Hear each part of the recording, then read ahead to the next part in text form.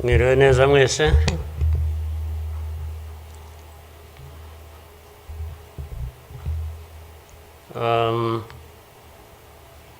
Ngira ngo biroroshye wenda kugira aho mpera.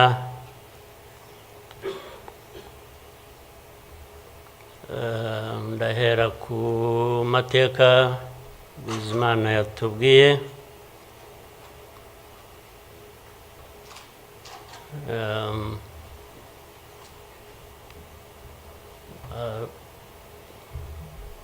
Arambuye afite ibimenyetso ashingiyeho, ariko ndagira ngo mbanze nshimire mwese abari hano mwaje kwifatanya n'igihugu n'abanyarwanda, cyane cyane mwebwe abaturuka hanze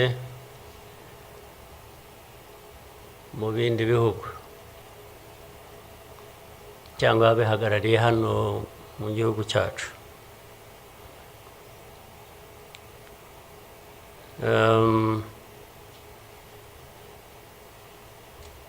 Ndabashimira kuko kenshi ko dusigaye tubibona ko bisigaye biri.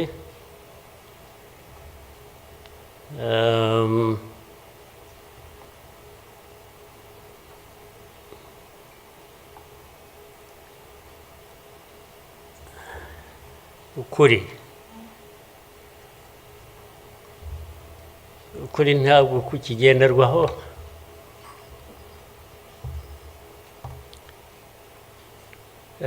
ni nacyo gituma, ariko reka mvugane. Hari umuntu w'inshuti yanjye wigeze kumbaza atari ko wowe nk'umuntu ubaho ute ugahuza bimwe, ndaza kubivuga mu rurimi rw'amahanga. Arambaza tubaho ute ugahuza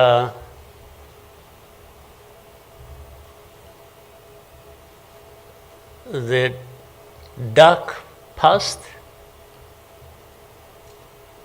and the cruel present.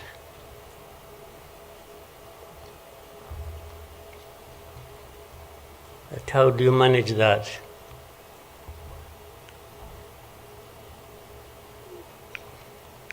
Ariko uko nabyumvaga ntabwo ari igihe yabazaga gusa, yabazaga u Rwanda. Uvuga ngo u Rwanda mubaho muti, with a very dark past and a very cruel present.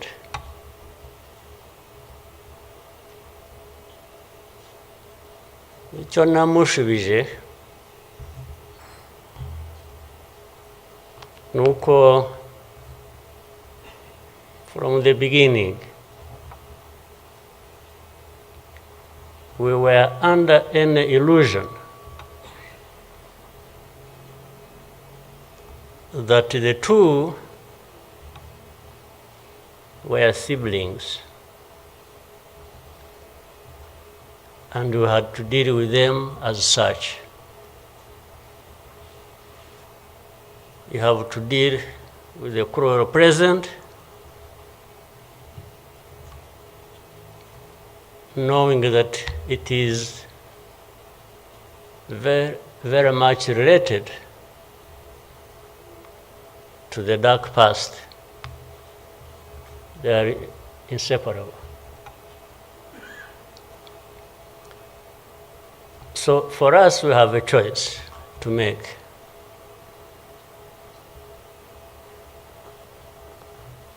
You are either crushed in between and you stop existing,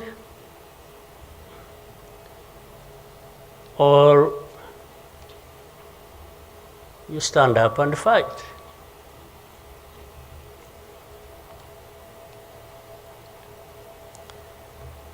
When people are saying in the testimony that,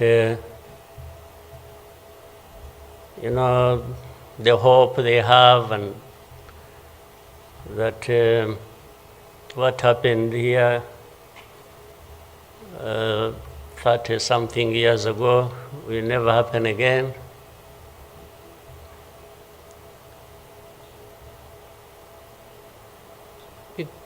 It won't be because of those who were responsible for that dark past will not try again, or are not even trying now again.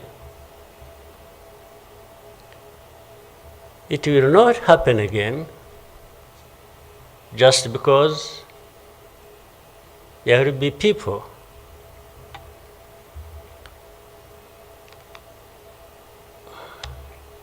who will stand up and fight.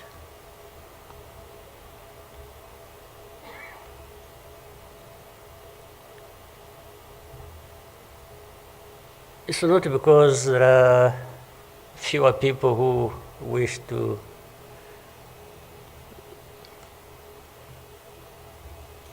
perish or who would have wished us all to disappear, this country to disappear.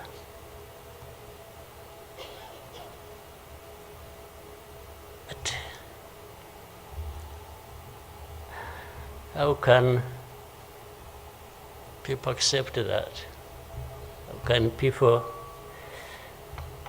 not stand up and fight? Because anyway,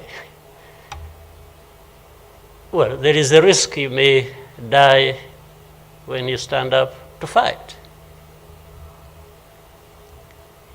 But if you don't, it's a sure thing you are going to die.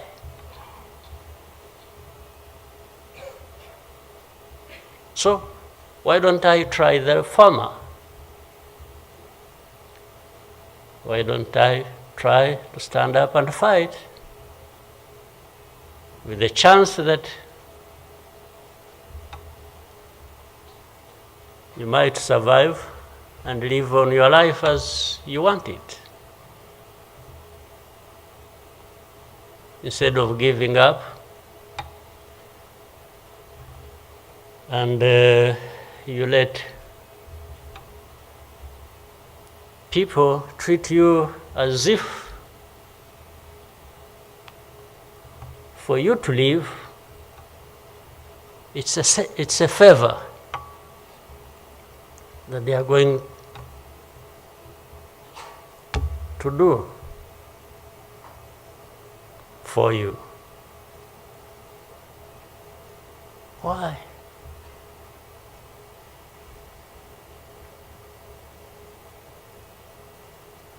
I've also had people come to me and warn me and say, President,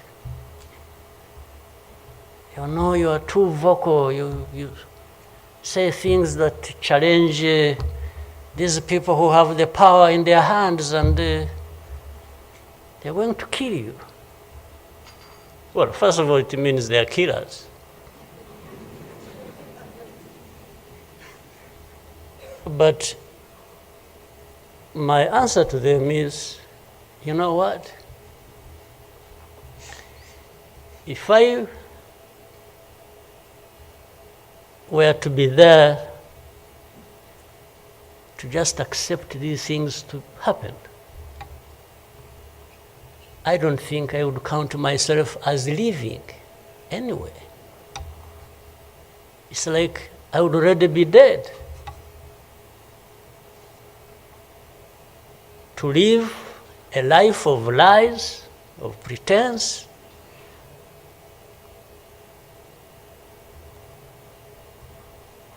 and all my life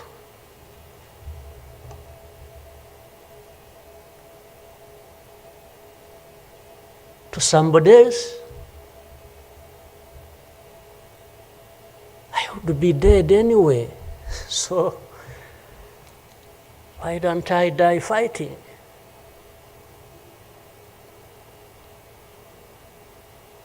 So you Rwandans, why don't you die fighting? Instead of dying anyway,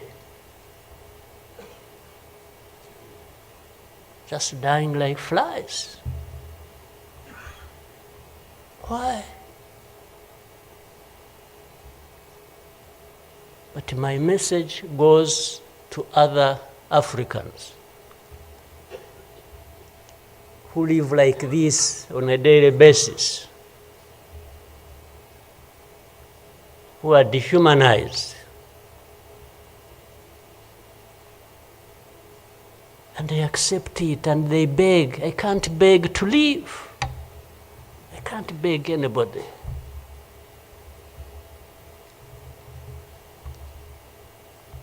Who will fight?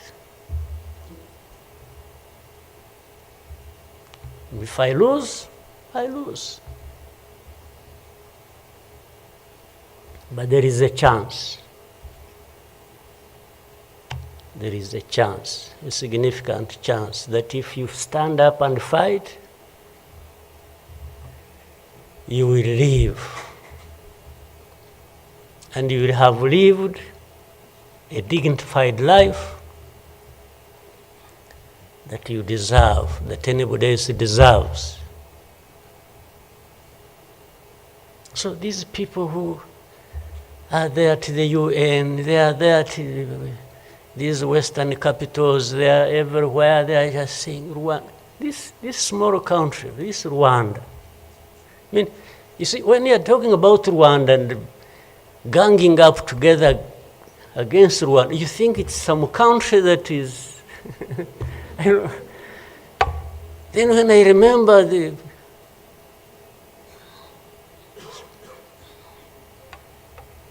facts about it,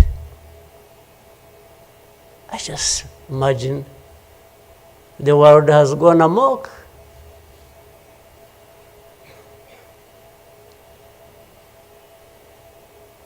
But in the midst of all that, we have to live. We have to live our lives, we have to fight for that, we have to live the way we want. And I tell anybody to his face to go to hell.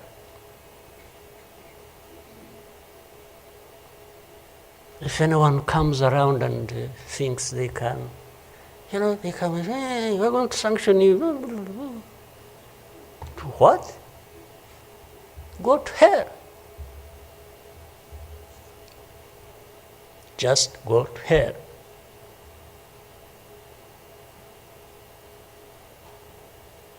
You have your own issues to deal with. Go and deal with your own issues. Leave me to mine. This is the spirit I think Rwandans must have in their daily lives.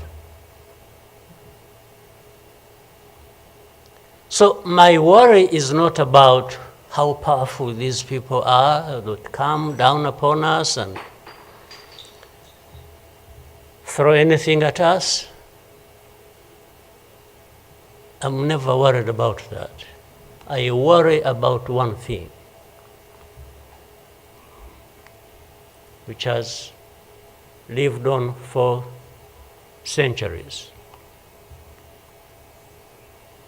It's for Rwandans.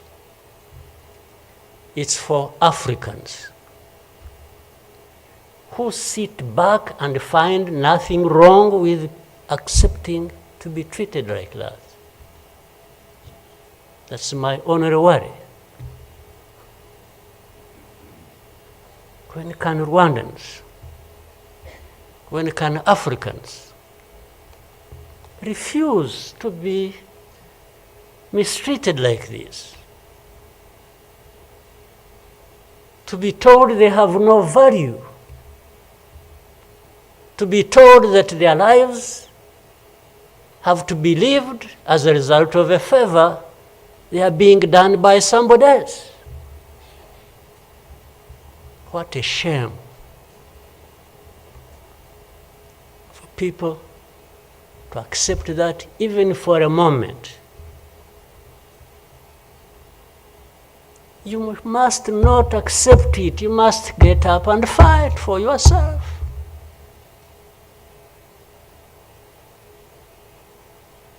And then you have fools leading countries and being used as puppets.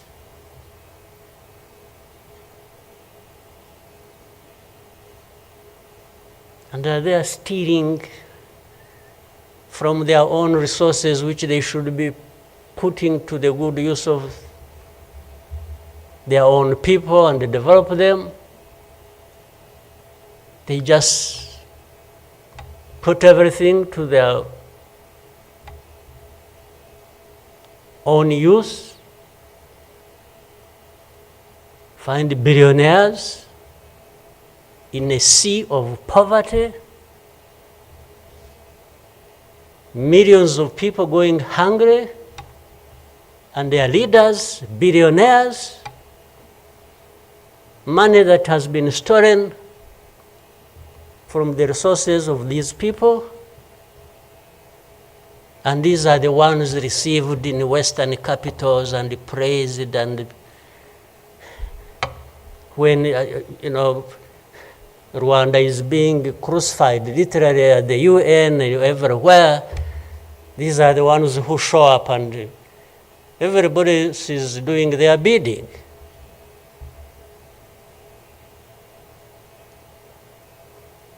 They don't talk. These ones don't even say a thing. There is somebody to say it for them.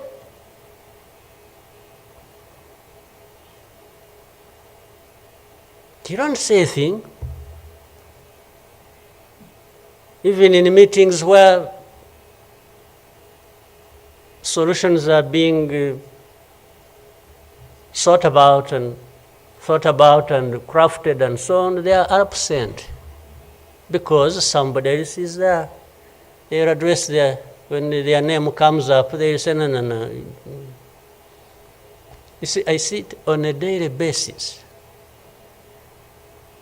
Somebody has agents, orders them, pays them to go everywhere preaching hate speech, killing people in broad daylight, setting fire on these people, burning in broad daylight. And when it comes up for discussion, they say, no, it's not this one. No. You see some other people, we look for them. But the person keeps coming up. He says, no, I will take the war to Kigali, I'll remove the government, these Tutsis, we are tired of them, like we were tired of them 31 years ago. Here. And it's okay. These wonderful people, these powerful people who tell us what to do and what not to do, they are okay with that. They are fine with that.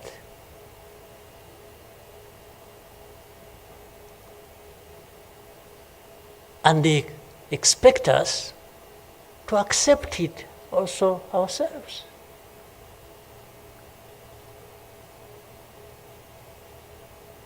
In broad daylight.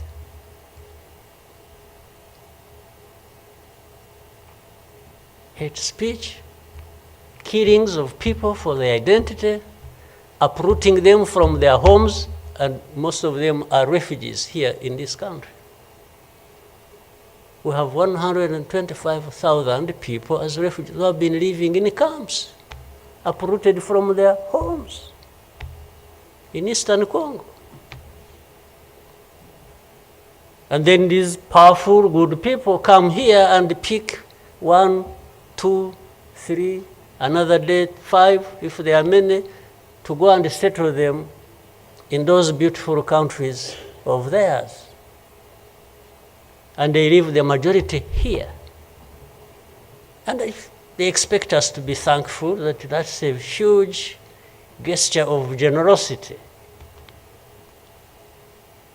First of all, they take them knowing that these are actually refugees from the neighboring country. They don't take them as Rwandans. They take them as refugees from Congo. Only that they are taking very few. They are not, I wish they could take all of them. Those who wish to go and resettle them. So the rest becomes my problem.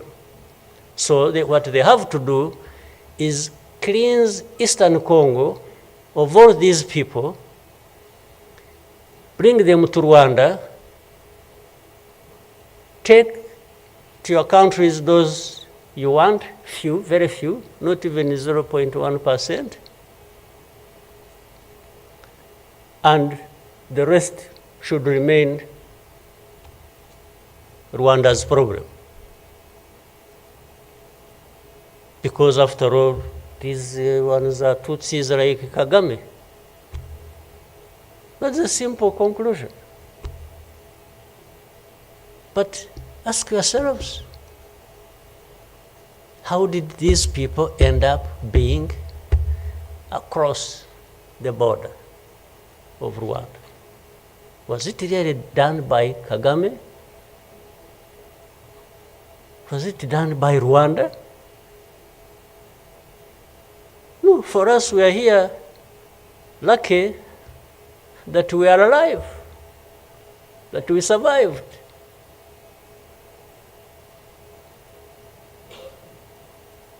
So,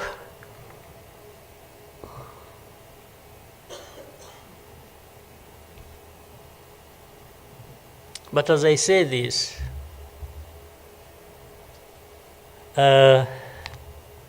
even for my sanity and the country's sanity, we have sometimes to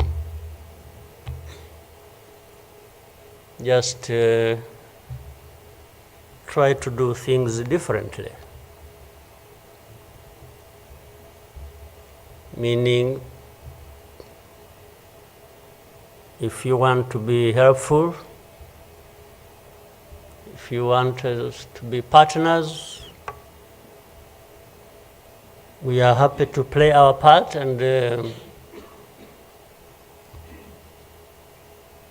you can be sure you will find a reliable partner in us, irrespective of what we think about you.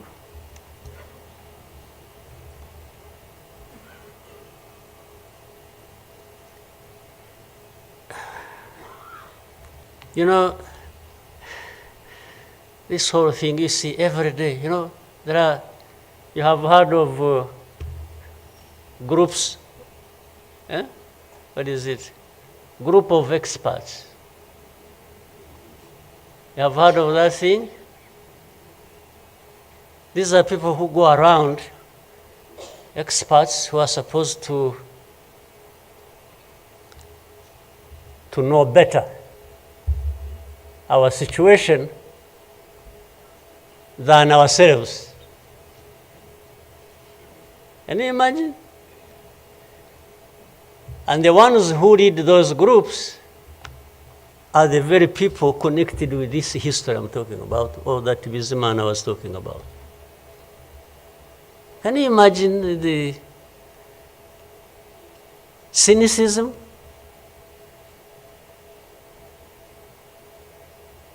And this expert comes to me and asks me, you know, but this.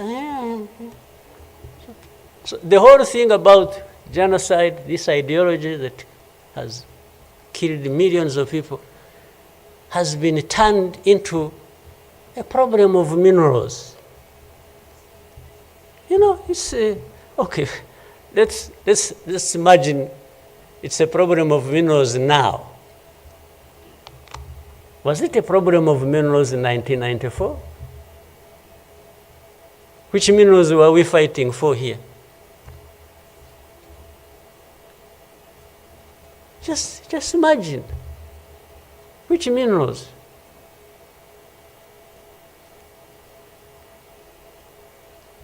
Second, if it were to be minerals, how many are actually fighting for these minerals in those places? Assuming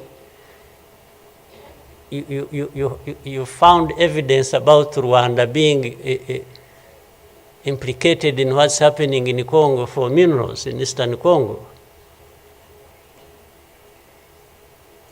Are you really saying it is just Rwanda? Why don't you be brave enough to say Rwanda is invading our territory we have created for ourselves and is encroaching on the minerals we are also encroaching on in Eastern Congo?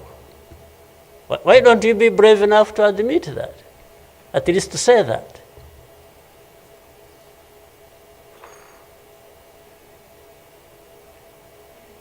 Minerals? If what is the allegations, if these allegations were true, you know what? Rwanda would be as rich as you are, those who make the accusations. We would not be needing your money at all.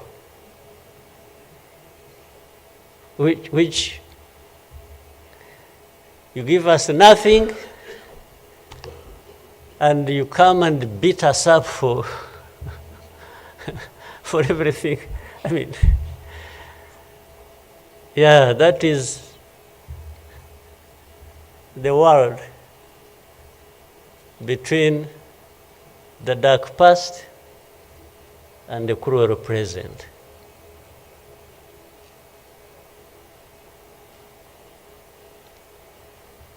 But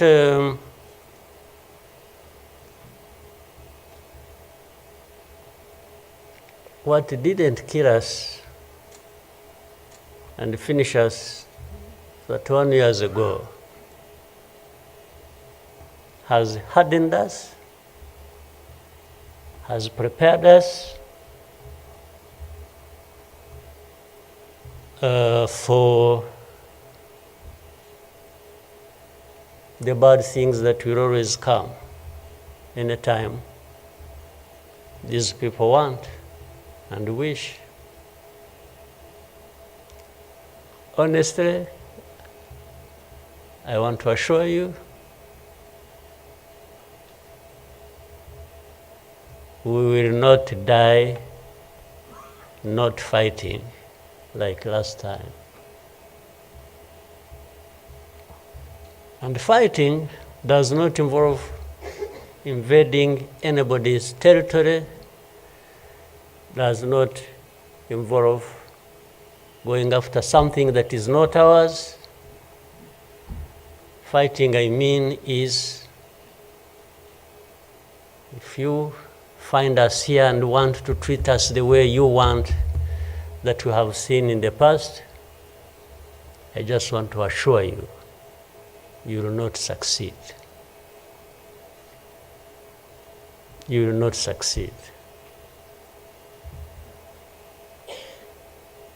I think I beg all these Rwandans, we should be itching for a fight with anybody who wants to come here and turn things upside down. And I think there are many who are ready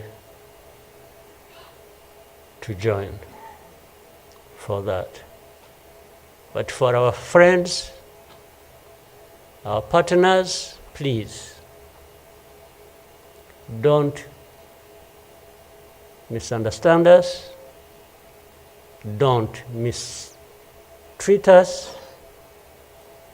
We have had enough of it. Take it somewhere else. Take it somewhere else. You know, this Bizimana who was telling you this whole history, by the Bizimana, if you could compile that and distribute it to our friends and all of us. I actually want a copy of what you... But I think you should give our friends and others, they need to... Much as in the cruel present, facts don't matter, evidence doesn't matter, the truth doesn't matter. What matters is what pleases you on any day, and doesn't matter what facts about others. But and I was saying this because this man made another presentation another time that involved the same people he was talking about. And the next day, from embassies, people came to him, threatening him. Yeah. You know, they even, they're so foolishly brave to just, you know, they went to him. And I think another message went through Foreign Affairs. It's like this man who is saying this, and he was not saying it is not true, but he was saying no for daring to say it, even if it is the truth. Yes, they threatened him, and they even started threatening he will not get a visa to travel to some places, face to face, like that. Somebody from the embassy threatening our minister. Of course, I can't blame them that, given this history we have had, that from the embassy they even think they are above the minister. Yeah. He just come and say, you dare say this. He wasn't saying, this is contrary to the truth or evidence we have. Why did you present lies? No. He was just saying, whether lies or truth, you shouldn't have said it. That is the cruel present we live in, but we must confront it. And we will. We shall. No question about it. I've also told people that anyway, for us, we are in a sort of not bad position, because the worst has already happened to us. I don't think anything worse will happen, ever. So those who are scared, fearful of anything, I just want to console you in some way, if you may, that actually the worst has already passed. When we lost the people during that time, the young man was giving a testimony about. Do you think anything like that would ever happen again? I don't think so. So why would we be scared of anything? The worst. The hurricane came and we took cover and things, and it has passed. And we rebuilt. We rebuilt our strength of all kinds. I don't think there is any other hurricane that will come and sweep across the country, destroying everything. I don't think so. So And this day always reminds us of some of the things that I ignored and the facts that remember the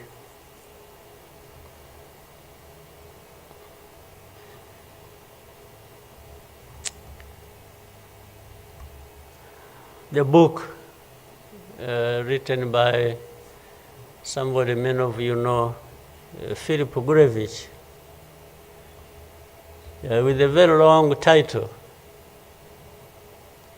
And this is a man who, well, at least I would have wished if they could think of such a man and put him in the group of experts, maybe they would benefit from. But you bring somebody just because she comes from a country that colonized Rwanda and that becomes the expert. I think that's not serious. But he said that the title of the book was, "We wish to inform you that tomorrow will be killed with our families." You know, who were they informing? And who was going to stop that? And who was going to come to their rescue? Nobody. It just happened as they said it. People kept telling the world, "We want to inform you that tomorrow we're going to be killed with all our families." And who cared?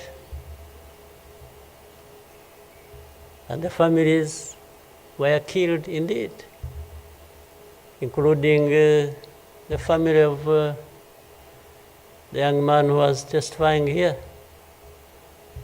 Well, including our families,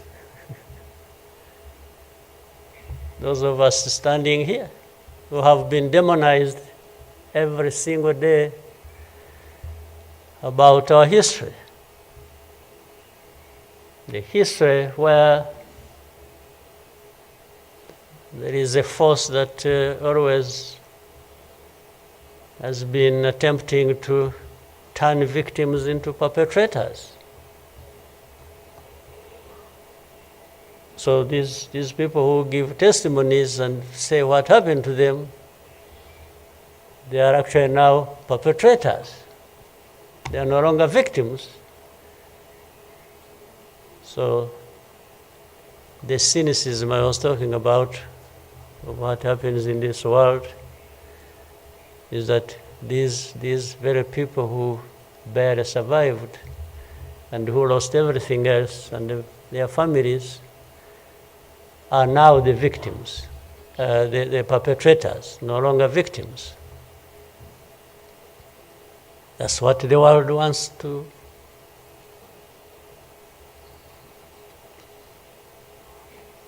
create about us. I think I should, even for, again, the sake of our sanity, maybe we'll always,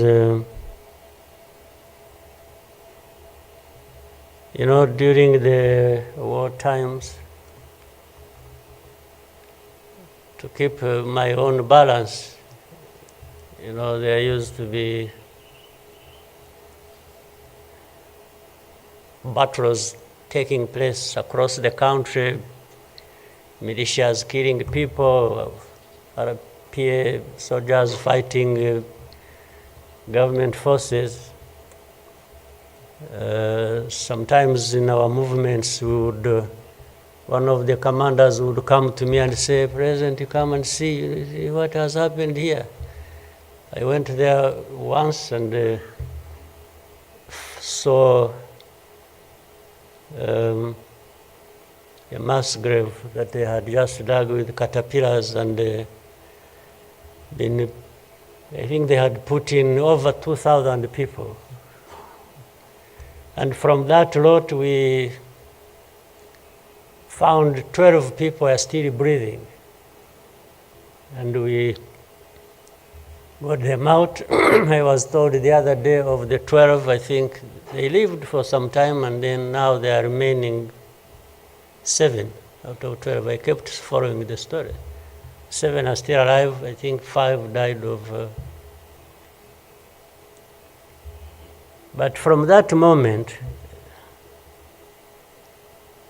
I told the commanders that they should never bring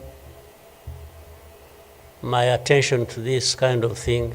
They should just handle it, and we agreed how they would be handling it.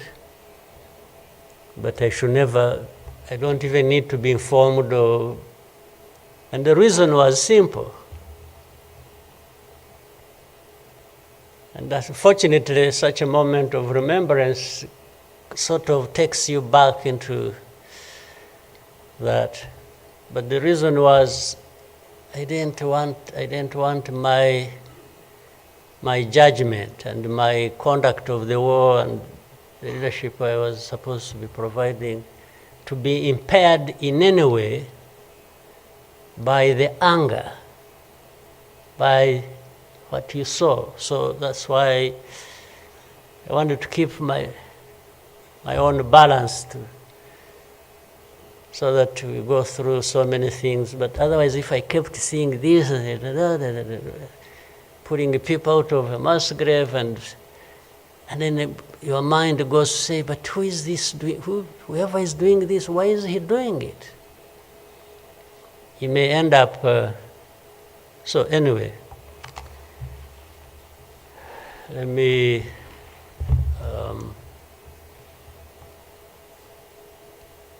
End here. There will always be another day, another year to commemorate our lost people.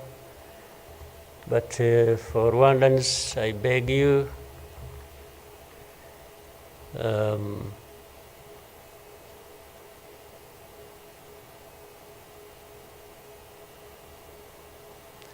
don't you owe your life to anybody else. And please have the courage to deal with the situation and moment as it is. Don't offend anybody, but always fight for what is yours. Don't allow anybody else to dictate to you how you should live your life, because the moment you accept it, that is the day you have lost your life. God bless you.